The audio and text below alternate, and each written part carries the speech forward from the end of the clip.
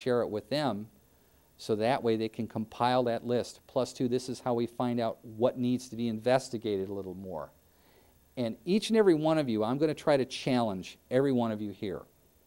Because our project Dive Exploration, this is where we get real-world dive information.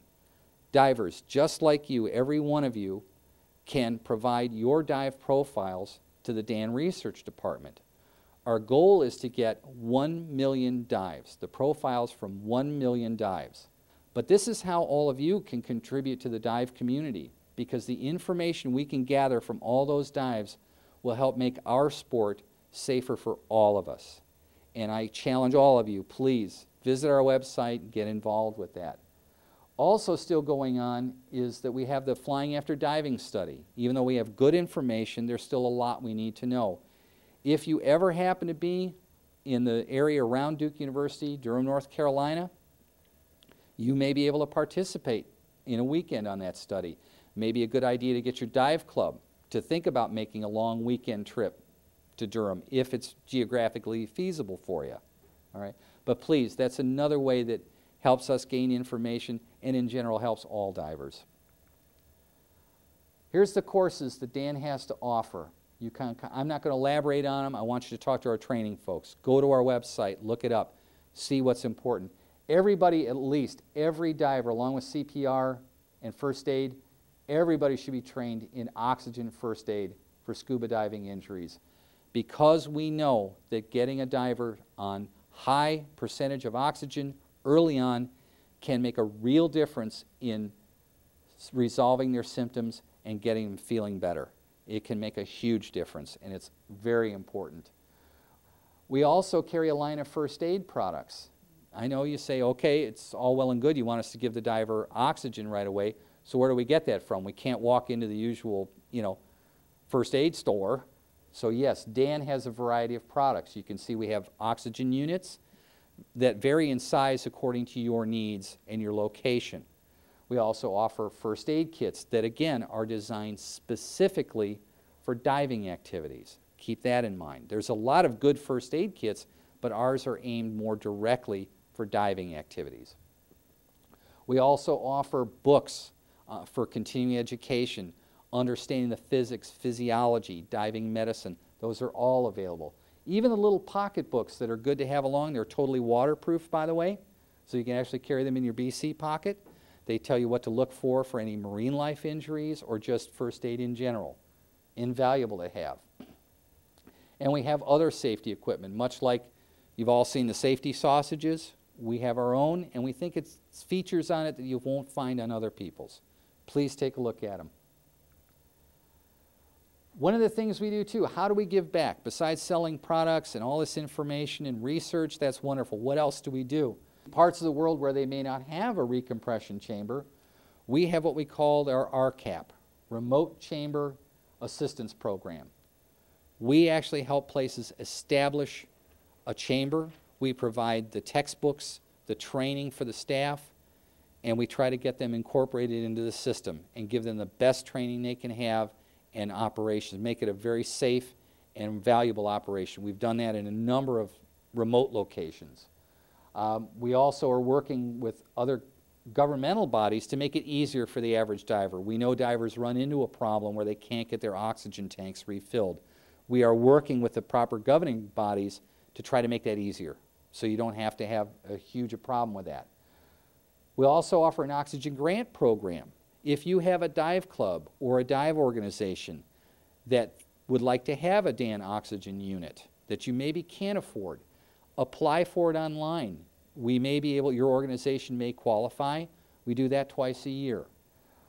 We also have for the automatic external defibrillators, the heart monitors that most people use, we have a matching funds program. If you qualify it, we will match whatever money you raise for that AED program, and we will help you get it.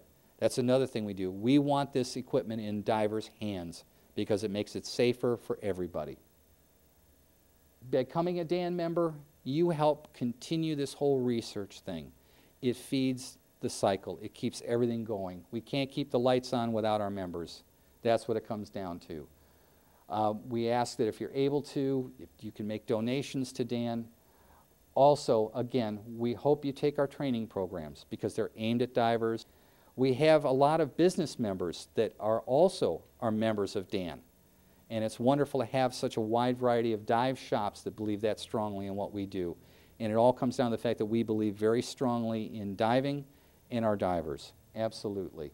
And remember, we are here for all of you. All of you. There are now more than 200,000 divers that support Dan. And hopefully all of you are. And if you're not, you please consider it in the near future. Okay? And we are your partners in diving safety. And I appreciate your time and attention. But before I leave you, I want to know, does anybody have any questions? Marty, you mentioned the on-site neurological assessment course. Is that for medical trained personnel or is that just for the average diver? Jim, thank you for asking that, and I neglected to mention that. No, you don't have to have any formal medical training. The Dan on-site neurological assessment course is designed for lay people that have no formal medical training. Check with your local dive shop because a lot of them are Dan training centers and they can offer that course to you. So check with them. You can check on our website either under training or business membership and see where the nearest instructor is and when they may be offering the next course. Jim, thank you for asking that. Are there any other questions? Marty, we have a couple of oxygen units, and I've always thought once we had someone on oxygen out in the field, we just left them there. But I noticed on your slide for the, I think you call it the table 6 treatment, that they were coming off and on oxygen. Should we leave our injured divers on oxygen once we start? Greg, that's a very good question. And there is some confusion about the idea of air brakes for divers on the surface. The answer to your question is yes, leave them on the oxygen all the time. The reason why the air brakes are used in the table is because that diver is at pressure. When they're at 60 feet, that's about as deep as you can go without the risk of getting oxygen convulsions. On the surface, because it's sea level pressure, they can be on it for a very long time before you even have to worry about that. So, very good question. Are there any other questions? How long until after I go diving do I have to wait until I'm in the clear when it concerning decompression illness? Julie, thank you. That's a good question. Typically within no more than 24 to at absolute most 72 hours, after that time period, your body is back to its normal nitrogen levels. And I want to thank you for asking that because we'll get calls from people that their elbow is hurting 4 and 5 days out and they're concerned that it might be decompression sickness. But typically within the first 24 hours, your body's back to baseline and certainly no longer than 72 hours. And that, of course, is based on how much diving you've done. If you've been diving for a whole week from a liveaboard, then, of course, it may take the full 72. But if not, generally within that first 24 hours or so. And keep in mind that nitrogen is not like a virus. It doesn't lurk for weeks or months waiting to spring to life to wreak havoc. Again, remember that at most 72 hours, okay? Are there any other questions? Marty, once you get bent, are you predisposed to getting bent if you continue diving? There is no historical evidence that if you've been injured once with decompression sickness, that you're more likely to have it happen again. It's just a simple matter of history. There are a lot of people that have been bent multiple times, but they're not any more prone to it. Most divers, it happens once, and as long as they're not doing something outside of normal safety procedures, they're at no greater risk than what they were before they were injured. Okay, does that make sense? Yep. Okay. And again, I want to thank you all for coming and listening to me, and I hope sincerely that you've learned something out of this presentation today. And again, thank you for your kind and wonderful attention. It's appreciated.